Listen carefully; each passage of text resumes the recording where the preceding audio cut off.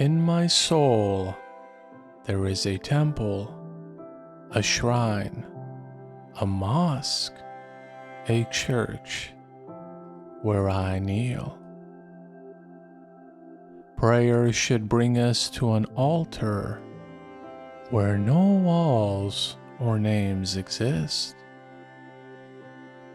Is there not a region of love where the sovereignty is illumined nothing, where ecstasy gets poured into itself and becomes lost,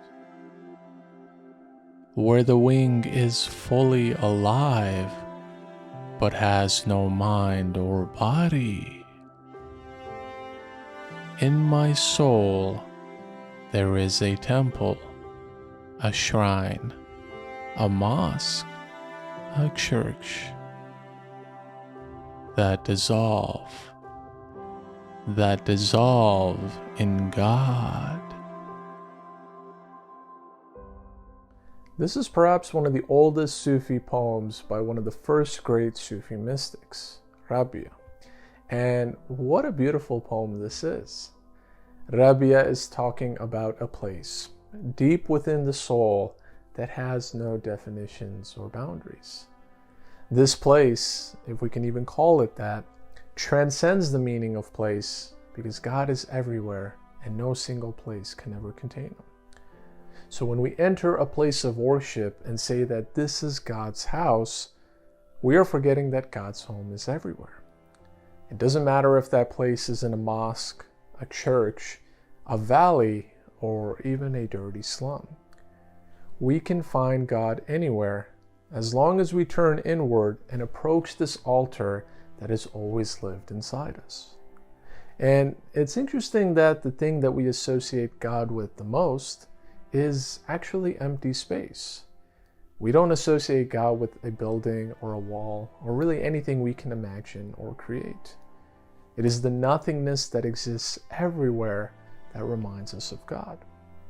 So for us to create these places of worship and to believe these are the only places we'll find God is tragically misleading. This just goes to show that religion sometimes falls short of guiding us on the true path toward God. Whereas every religion has its own unique house of worship, not being attached to a religion gives us the freedom and awareness to access God anywhere. It is not religion that seekers like Rabia are after.